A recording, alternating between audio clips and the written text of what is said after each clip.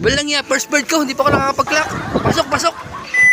Grabe, nag-aantay ako ng mag 8:40 bago ko simulan ng aking vlog. Ayan, nabigla ako dito kay Miss Pick natin. Ang ganda ng speed niya, 1.3. Ayan, hindi na ako nakapag-intro mga kaibon. Magandang simula to mga kaibon para sa ating open race. Akala ko si Miss Pick na to mga kaibon talaga ay magkakatop siya kasi nung sa tanggal inip, first lap pa lang ng tanggal inip namin, cut off na agad siya. Kasi wala ang aming derby mga kaibon, nagkagulo-gulo na ang aking mga pre-sasabi, nawala na ako sa pag-vlog ko. So ulitin ko na lang, sinuba lang aming first lap, tapos ang address Quezon mga kaibon. So inirelease sila ng 6:30 AM. So ayan ang speed ni Speak natin. Hindi ko na rin nakuha ng kanyang paglanding mga kaibon. Kasi nga nabigla ako. O dalawa pa yung inaabangan natin, si Ikatlo at saka si 052.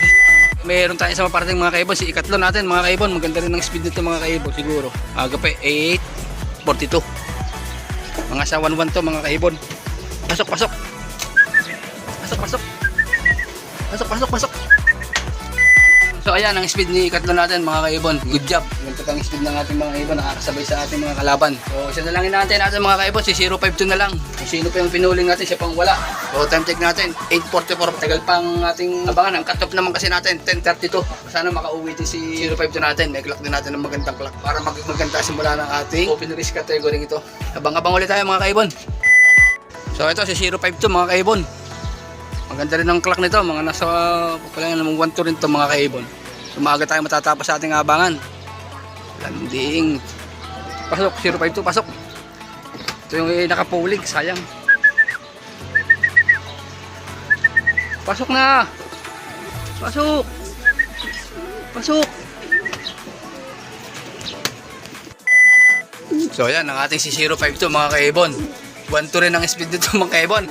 Agad natapos ng ating abangan, wala pang alas 9, tapos na tayo. Ang ganda naman ng speed ng ating mga ibon. Lalong lalo ito si Miss Pick, pinaanga talaga ako nito. Sabi ito. So ayan mga kaibon, at least nakakasabay ang ating ibon sa ating mga kalaban kasi malayo ang kalaban natin.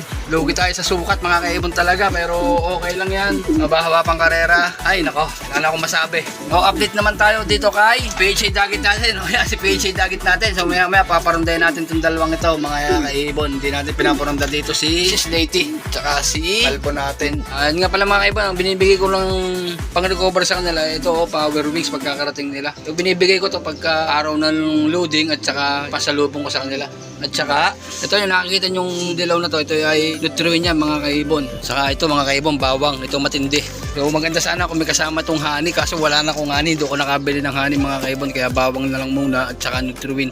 So mamaya bili ko na lang sila ng bee pollen. So maya painumin na natin itong mga kaibon. Grabe, tapos na ang ating abangan. Tatatlo kasi ang entry natin. So ito mga kaibon, ang ating mga nilalarong ito ay lahi ito lang Wegen. Lahat to Wegen mga kaibon. Isa magulang, iba-ibang ama mga kaibon. So napapansin ko lang sa kanila mga kaibon, hindi sila siguro masyadong natuka sa truck kasi ang gaganda ng katawan nila ng mga to pagka kinakarga ko. Tapos ngayon pagkakarating nila medyo kupis sila ng konti. Kaya naman ginagawa ko agad sa kanila ay nire-recover ko agad sila ng maganda. Bilisan lang ng recover to mga kaibon. Bago ko tapusin ang video ko mga kaibon, titingnan natin ang overall clocking nila. Meanwhile, Ayan, painumin natin sila mga kaibon. Ayan, painumin natin ng bawang.